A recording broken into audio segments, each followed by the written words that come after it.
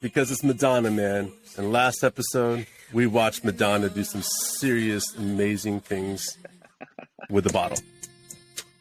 So we're going to go with it, especially after that fucking win last night. That was fucking amazing, guys. Oh, my God. Like, if you're not an Oklahoma City fan, diehard fan right now, then fuck off, first of all. Second of all, this is fucking our team, man. We're for real. We're not going anywhere. This is the next step of the whole process, and we're getting to that step.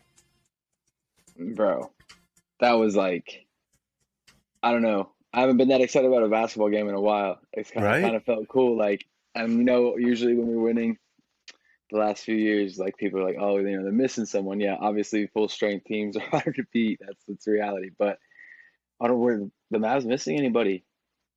It doesn't matter, man. But I'm just curious, were they? I don't think they were. I'm looking at their roster right now. Nothing like super major. Notable.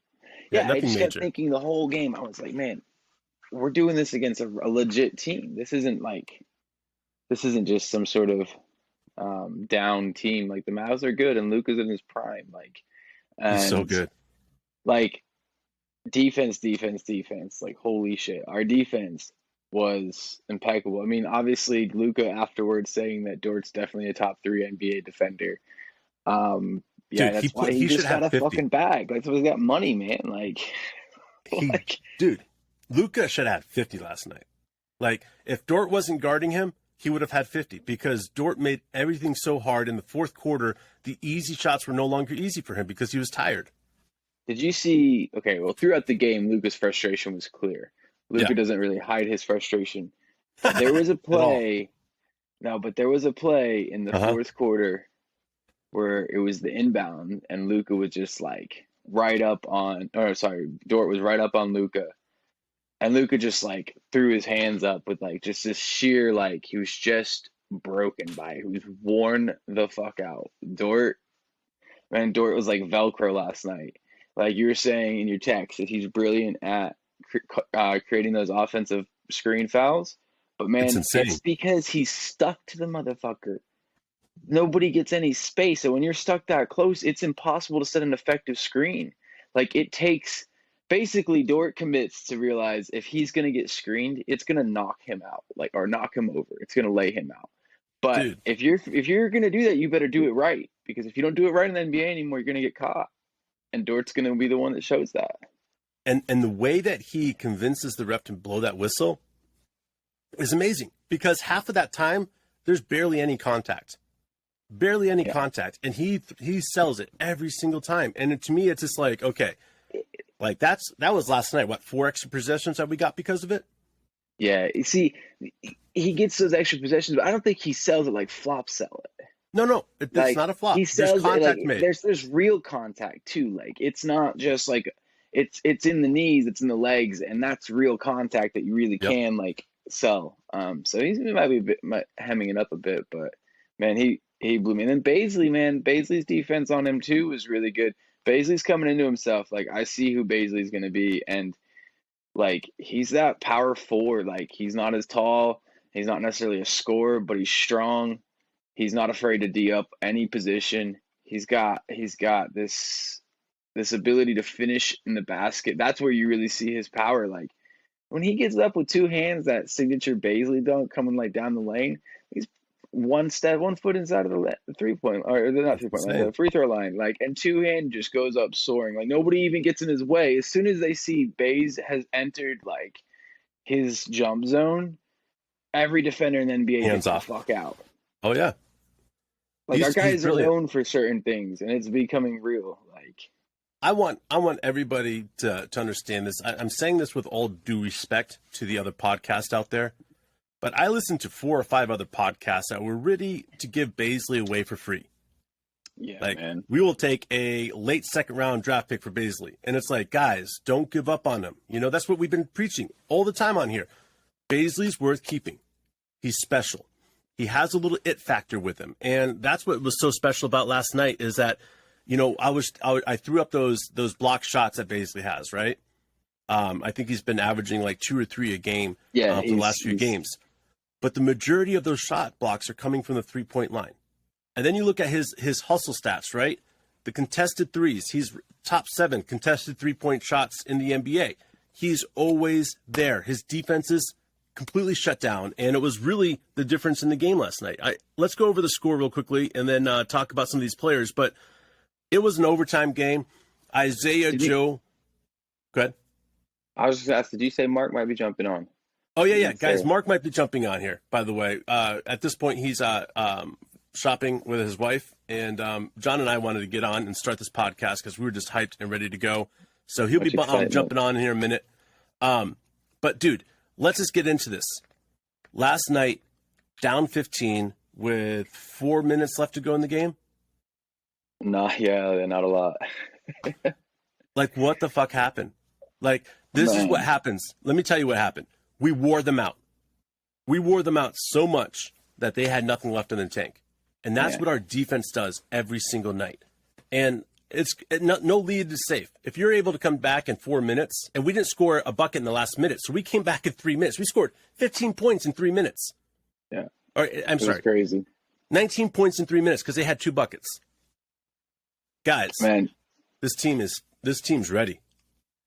Yeah, right when the end of the drought ran, or the end of their run kind of stopped, and we started to like score. I think we had scored 1 bucket, and the Mavs announcer, because I was watching the Mavs talk. Which, by the way, if you guys have a league pass or whatever, and you want to hear what the NBA thinks of us, listen to the other announcers. Like, it's a whole different story than even what our own pods and our own Twitters are talking about. Like, people see what's happening in OKC. Yeah, it's going to be some time before we're going to be looking at rings or anything like that. But man, like, people see it's happening. And anyways, I was listening, and right around that point, we started our run. The announcer said, the only thing we can't afford to do here is give up really quick buckets and not make our possessions count. And literally the next 5 possessions, he was like, they're doing exactly what I said we can't allow them to do. They're scoring super fast, and we're getting stopped every time. The lead just evaporated, like faster than it ever built. Took them like a quarter and a half. Like, we played horrible on the offensive side. Like, we were still fighting on defense in the third quarter. I think it just kind of everybody dried up. That third quarter was brutal for both teams. Oh yeah. And then I thought to myself at the end of the third, I said, if end of the third we go into this fourth and we don't figure something out, we're going to get blown out because they're going to catch their stride. And they did. And then, our guys said, we're not out yet, man. Oh, yeah. We're not out yet. Let's just say our guys said that, but Isaiah Joe was really the deciding factor in this right there. I mean, we can say anything you want, but Mark and I have talked about Isaiah Joe on this podcast a lot because I told Mark on a podcast, I was like, this guy is going to be a top 10 shooter in the league after Coach England has few weeks with him. Isaiah Joe has one of the purest shots I have ever seen. And you know what?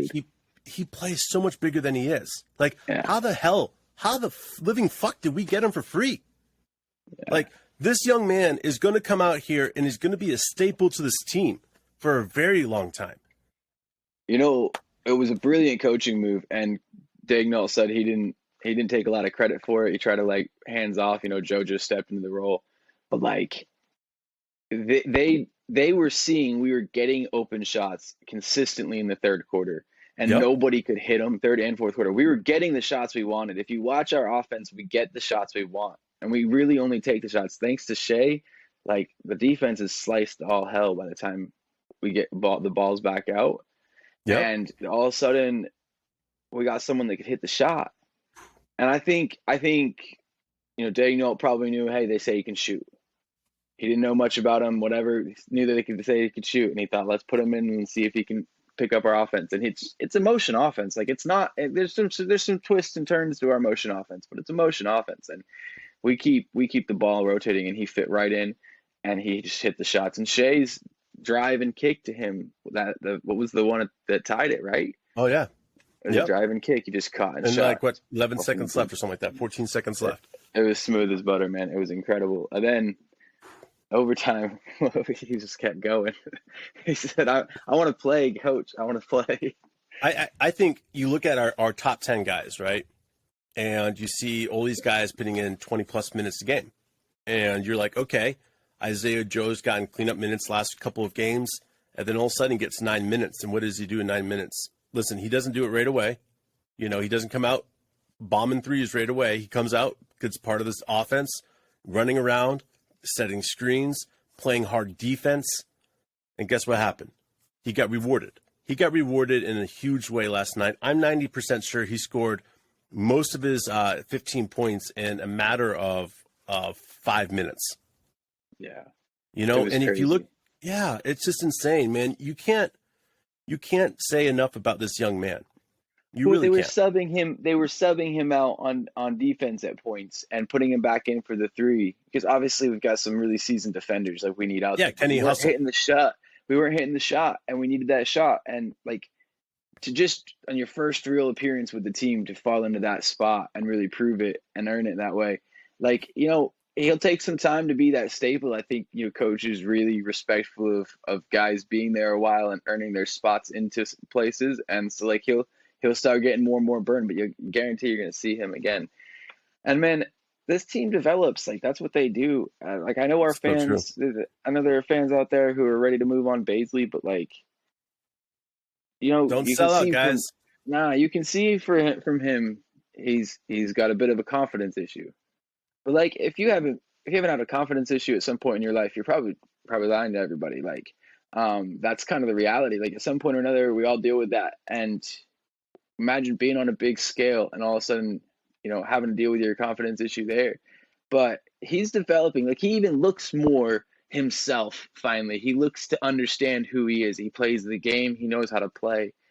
And he's really cleaning up a lot of buckets, getting a lot of like hard-earned points, and he's getting more shots that he's missing some because he's still learning his that touch in the inside area. But man, it's coming along really nice, and the amount of athleticism, talent he has, and to think, like you said, I just came back to it, but like people want to get rid of him already. It's madness to me.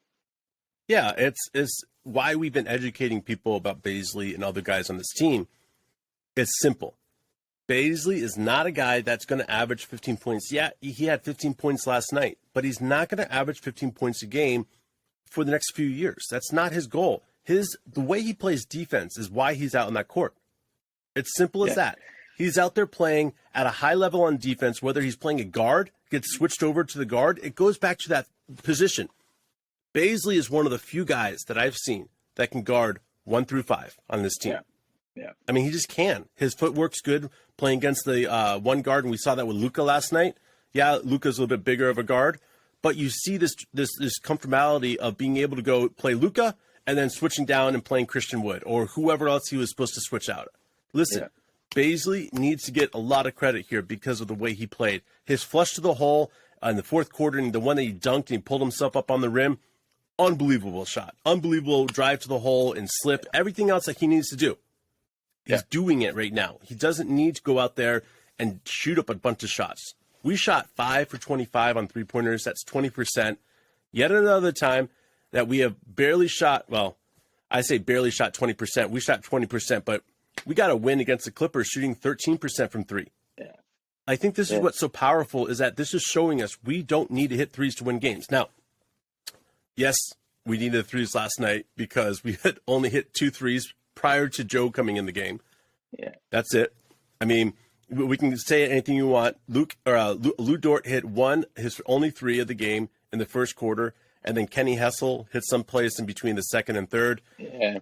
Nothing in the fourth quarter, and Isaiah Joe comes out just bombing it, man. This is truly insane. Like, watching this team starting to come together, we can say, oh, yeah, Coach D was right. We had Omorari coming up and playing today, and Jalen Williams coming and playing today.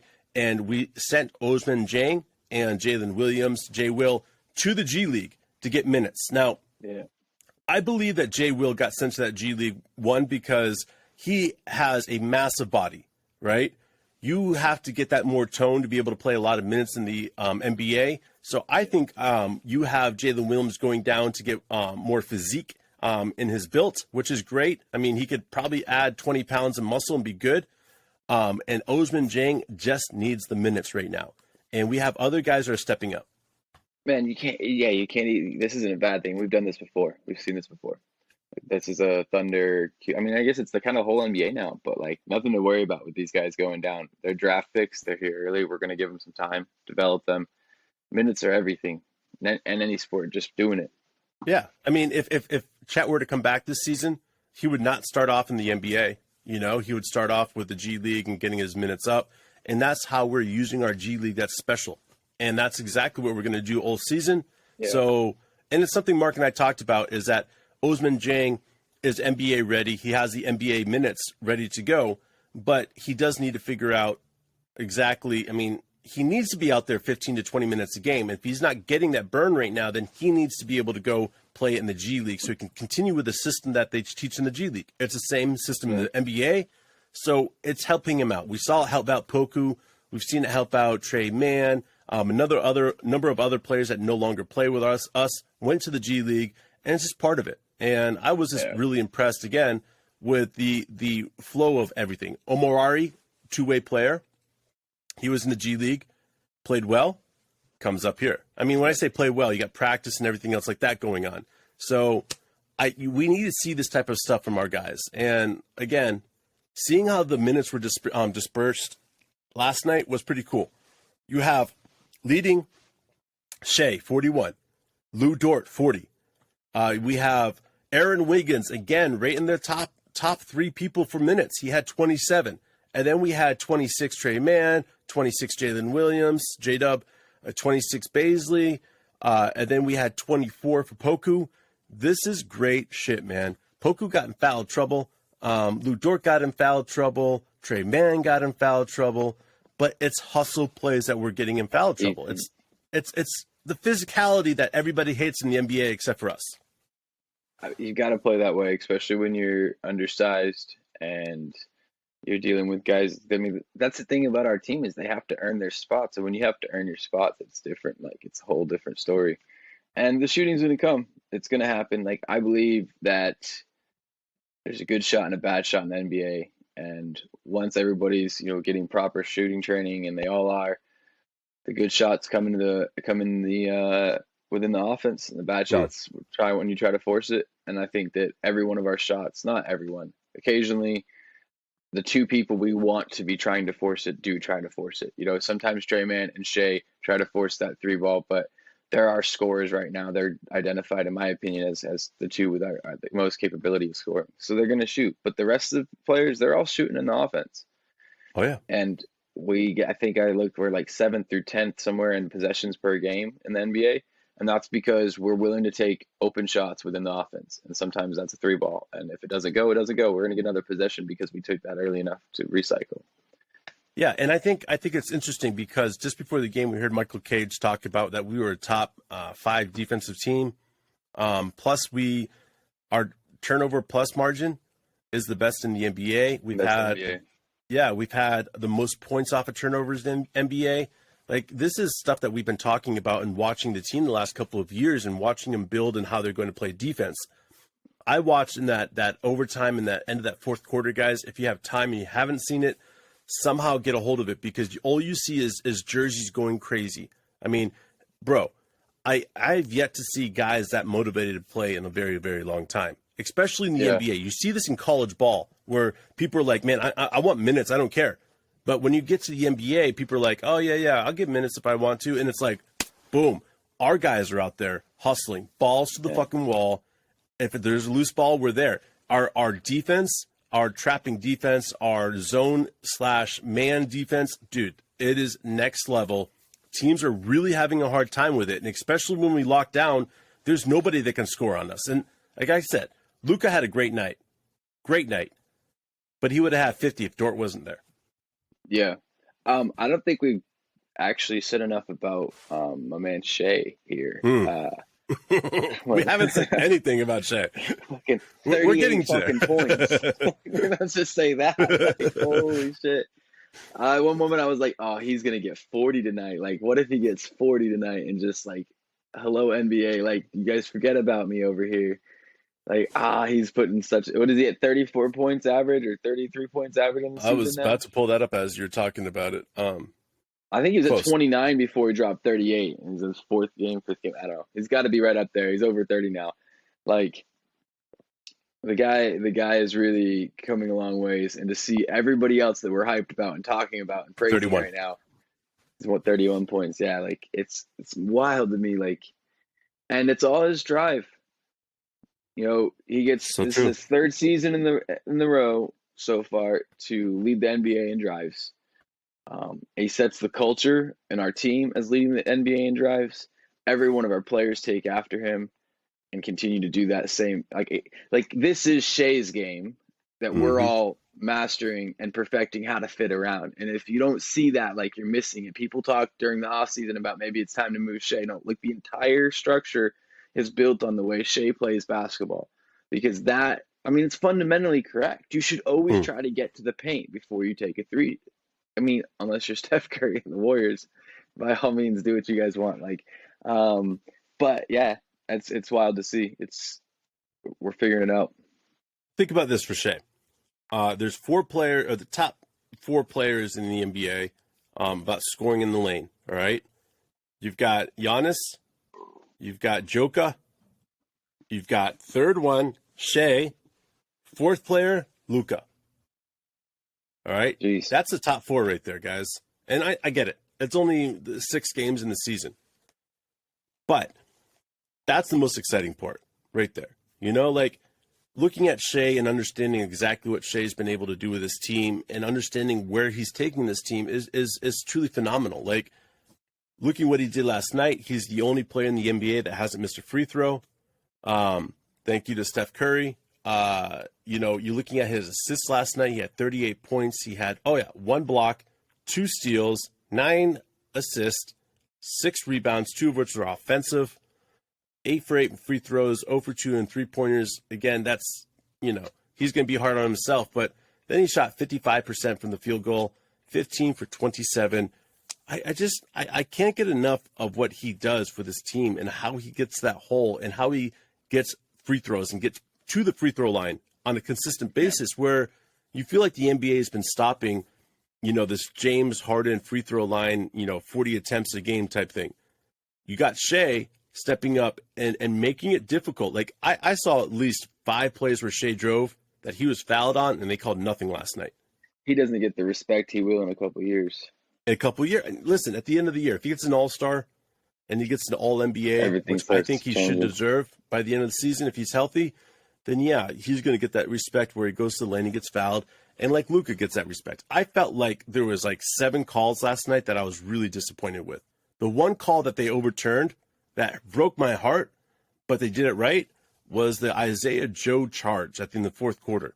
Isaiah Joe stepped up and took a charge. They waved it off, but Luka was in the air shooting the ball. So they had to take the ball outside, out in the perimeter, and we ended up getting a steal instead of him taking free throws. Again, the way Isaiah Joe plays and understands, it was great. I mean, to step up like that, like he did in that 4th quarter, and if he had got that charge, it would have been a completely different ballgame. Now, we got a steal and a bucket, but it's phenomenal looking at these guys, looking at what they can do. You know, J.R. Reed didn't get a lot of burn last night. He got 5 minutes. Omorari got 9 minutes. Mike Muscala got 11. Kenny Hustle got 17, but he was in there closing out the game in that overtime and then that 4th quarter playing some amazing defense. And we already went through all the guys that were in the 20s. And you look at other teams, man, and you say, okay, we played 1, 2, 3, 4, 5, 6, 7, 13 guys last night. Or 12 guys last night. That's insane. You know, it's the 12-man rotation, 14, 15, 15, 16. It doesn't matter, man, rotation. Then you've got, on the other side, you've got a team like Dallas that had really 3 deep. Throughout the bench, that's it. That's it. I mean, they had one guy that had 15 minutes and one guy that had 3 minutes. You know? Yeah. But really, 8 guys came on, really played in the game.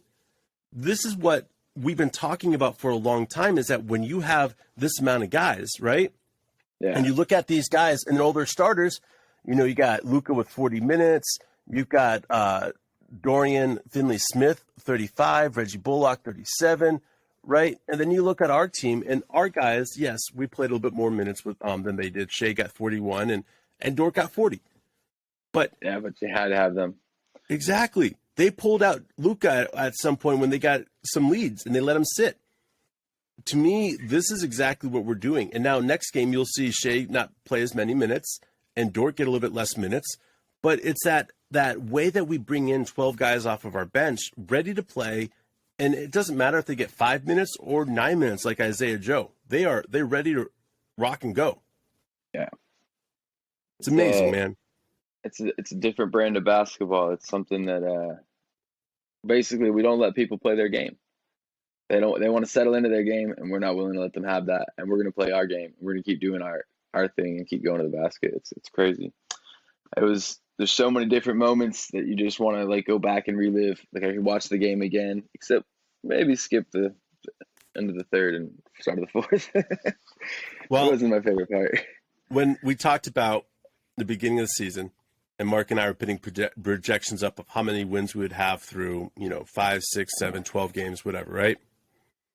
I made the comment that I felt like this team could go something like 6-4, 7-3, right? In the first 10 games, and be like 4-2 after that, the first 6 games. I mean, I'm not that far off. You know what I'm saying? We're right there. And I think that's the thing about this team is that when we started 0-3, I immediately was like, oh shit, I really miscalled that. And I still can miscall it. We could still lose a bunch of games in a row.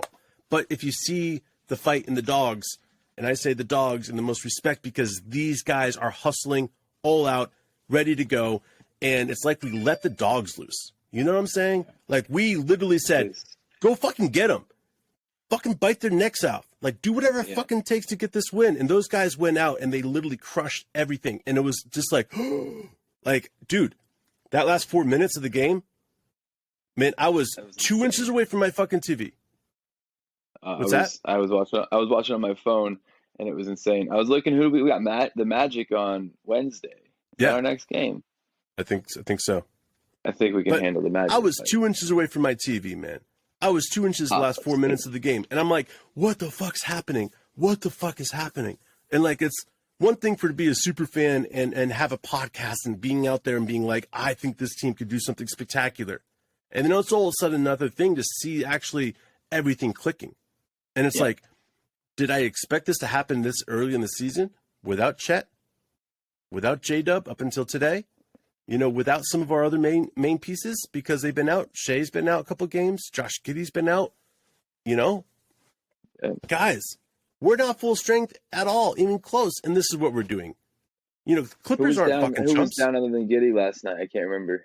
What's that? Who else is down besides Giddey right now that J-Dub is back? J-Dub's back, so Giddey is the only one out. Else. Giddey's the only one, well, obviously Chet. Well, I mean, too. Chet, but yeah. So J-Dub, though, I'd say he wasn't 100%. Made some great plays, though. He played some good basketball, dude. Some steals that he was just like waiting there for. Like he just like knew the ball was going to be there. He looked like he was the intended receiver of the ball because he was so positioned on like 2 or 3 like that. A couple blocks, some 4 steals. How many blocks? All right. They called 1 block, all right? But there was 3 times that I saw him get a hand of the ball at the im. One time was around, I think it was Baisley. 1. Dude, I don't know how they only got him 1. Dude, I'm telling you. How many did Baisley get? Baisley had 1. Okay. Really? Yeah, Pook was the only one we had that had 2. Man, but these guys, I'm telling you, like sometimes they don't count a block. They count it as a deflection. And it pisses me off. It's like, how do you fucking call that a deflection? He was at the rim. And it's because the score person calls it a fucking deflection. Fuck those people. Anyways, J-Dub should have had more than he should have had 4 steals, 3 blocks. He had 3 assists, 3 rebounds, 3 for 3 in the free throws, 0 for 2 in 3-pointers, 5 for 8 on field goals, which is at 62.5%. I mean, Jesus fucking Christ, man. This guy is truly spectacular. Like you said, he's not even healthy. He's not 100%, and he's putting up these numbers. He played, as a 6th man last night, and man, everybody that I watched Luka watch him. I watched, coach over Dallas, Jason Kidd watched him. They have this admiration for him. Yeah. And it's special because it's not something you see with a rookie very often. He just fits right into the game. And I mean, the big thing I noticed last night is, he's not as comfortable in the offense as the rest of the team. But that's okay because he hasn't played with these guys in these positions. And he played 3 minutes or something.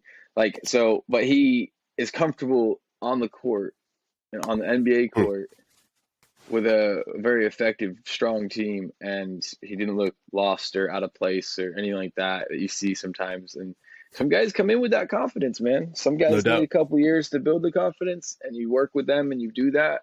And other guys come in with it, and then you get to see something special. I mean, Trey, man, last year he maybe lacked a bit of confidence the first part of the season, but he started to really started to figure it out, and then he came back this year all right, I got it, guys. Man, there was a moment last night at the end of the game. Nick Gallo was interviewing Shea and Isaiah Joe, right? I didn't see that. And he asked Shea what he thought about Isaiah Joe and how he came out and played and really helped him win the game. And Shea just, love, here's the love I have for Isaiah Joe. And right afterwards, Isaiah Joe looks at him and goes, man, thank you, and then gives him a hug. Bro, nice. He's so happy to be here, and we're so happy to have him. It's amazing. This team loves everybody, and you see the appreciation in every single one. When somebody steps up and says something good about him, it makes them feel good. Yeah, it helps them. It revs up their engine. It makes them want to work harder. It's not like this. It's Shea, man. Yeah. That's Shea's being a great teammate, a great leader. Exactly, man. It's that captain, oh, captain, oh, captain, right? Like, these guys will follow to Shea into battle if Shea is out there talking praises about them all the time. You have somebody that hasn't had a lot of burn time in his career, and all of a sudden he comes to the Oklahoma City Thunder, and he's starting to feel like he belongs. And then he comes out and has a game like this, and everybody calls him the hero because they should, And then after the game, Shea spends some time and gives him love. Man, this young man is going to eat that shit up, and he's going to work harder, and he's going to play harder. And it's exciting because of the cohesiveness of this unit. How old is he? Do you know? I don't know anything about him, to be honest. That's I had heard his name a couple times, but this is under 23 the last time I checked, but I can't be for sure, so don't. I'm pulling it up here. He's 23 exactly. Yeah. So, man, he's young, He got in the NBA at 21. He's got time. Did you see he's 100% for last night? Oh, yeah. All his shots, everything. Free throw line, and his one jumper, 3 shots, 100%. That's crazy to come in and put up that. And it's not like he just took a few shots. I think he did 2 free throws. Yeah. So 6 total shots on an NBA court. Let's just bring it up real quickly and keep on interrupting. I feel bad. The Uncontested podcast had a post the other night, right? They said Isaiah Joe checks into the game for the first time with 5 minutes left for some reason. I love it, dude. These guys are just fucking clueless. Milk. It's I respect anybody that's going to get on the podcast and talk, but using Twitter to push your propaganda is bullshit. And to say something like this, where in a way you're dissing the team. Oh, here comes Isaiah Joe. Why do we put him in? And then all of a sudden him go off for 15 points and hit the shot that leads us into overtime. Dude, eat your fucking words, man. Oh, there's just such an attitude of negativity towards young athletes, and I don't get that shit. Everybody needs to, I don't know, you just got to get behind your team, and especially when you can look and see what the organization's made out of. That's my biggest thing about the Thunder. I obviously, Oklahoma, whatever, that connection. I haven't lived in Oklahoma in over a decade. I don't necessarily care about that attachment as much as the organization itself and how it's been run and how it continues to be run, the improvements that are being made. And in the end, you see that in a team and they're going to make the right steps and you get behind it. I'll follow Shea anywhere. Shea's the dude. He can be our captain all the time. He knows what he's doing, and this is what we're seeing is incredible. I'm excited. I can't wait to see the rest of the season. I know there are going to be a lot of losses still, but I think we're going to make a lot of people out there eat a lot of words about our win Yeah, numbers. man. And the organization, and something you said about the organization, like I feel like this deep admiration for this organization because of how it's been built. You know, like Yeah. you see these young men that are getting into the program, and they're getting there and they're being successful, whether they stay or whether they go out into a different team. You know, it's powerful, man. Like I look at each one of them and I say, you know, this is really neat how we can watch the Warriors and see players that we have that played last year for us, or you know, DC, or you know, whatever other team that has players that play for us. It's powerful because you start recognizing like people really want our players. Yeah. You know, Isaiah, you know, Roby's over in San San Antonio. And people really want our players. They recognize that what we're teaching, what we're having right now is key. And eventually our coaches are going to start getting taken all over the NBA. But right now, because of how young everybody is, everybody's letting these guys grow. And together in a cohesive unit, man, this is truly spectacular. We're watching videos every single day of these guys working out. They got great workout ethics. It's not like these guys are just out there talking the shit, shooting shots, not doing anything, you know? These guys are moving game shots, game situations, and they're doing some amazing things, and it's really, really, really powerful. Man, I missed the whole draft cycle with you guys, but like one of the biggest things I took away, and it's what you're talking about with the organization. The number 2, possibly number 1 draft pick in the NBA asked to join the Thunder. That was his choice. Like, okay, this isn't college, this isn't anything else. There's no recruiting, there's none of that. I mean, obviously they're coming to training and stuff like that, but it's not the same way, right? But to get that level of recruitment because of our organization, because of what Chet and his agent know that we do for young players that need to develop into their NBA game, like that's incredible. And we have guys, I mean, fucking Kenrich, the whole reason he signed with us, the whole reason he wants, like he begged to stay with us. He wants to be here. It's a testament to what we do for guys. And we've developed so many NBA players, so many top NBA players, you know, great in their positions. I saw, what's his name over, he left for Denver, Green, no, not Green, Grant, Jeremy Grant. Yep. Put up big numbers the other day. You can see it everywhere. You see these guys, when they leave the Thunder, unless they just didn't fit the organization, well, usually when they come into the team, they do fit. And it's impressive to see how Dagnall and the whole kind of organization pulls players in, and I think they developed the human, not just the player, you know? Yeah. That's something that's really interesting to me. I was writing this down so don't forget it because I keep forgetting it. And it's exactly what you're saying. They developed the human, right? Sam Presti talks about it all the time. We do not draft players. We draft people. All right? In light of everything that's happened with Josh Primo, the 21-year-old young player there in San Antonio, you know, news came out with Barstool that the reason that San Antonio decided to move on from him was he continued to expose himself to women. All right? I get it. People have issues, okay? But this goes right back to it. All those people that are like, hey, listen, we need to have players like this. We need to get a young man like this to be on our team.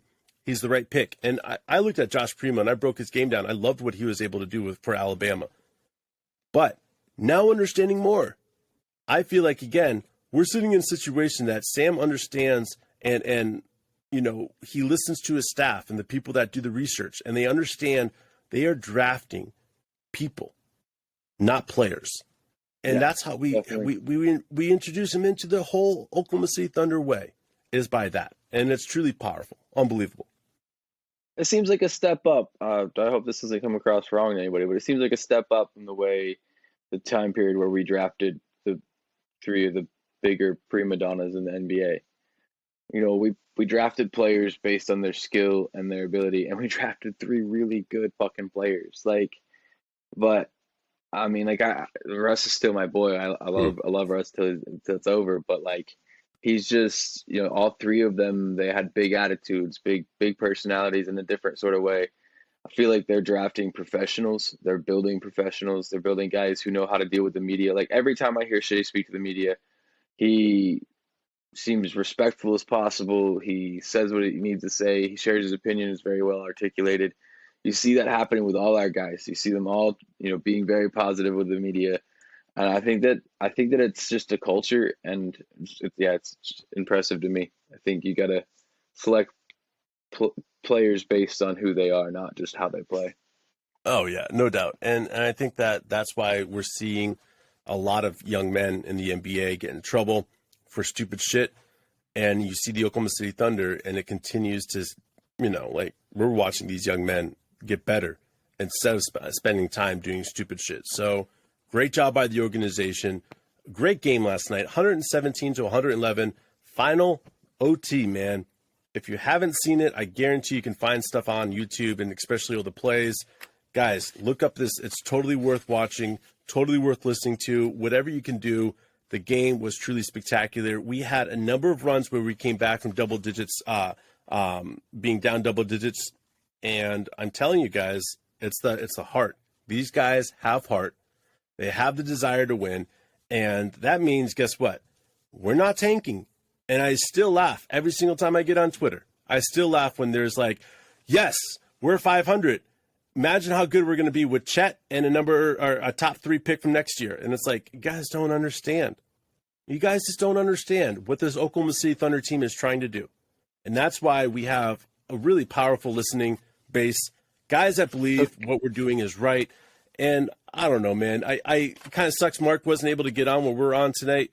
But I really appreciate you jumping on, because I had all this excitement. I had all this passion that I had to get out, because I'm just fucking pumped right now, man. Like, this team needed a win like this, and we got that.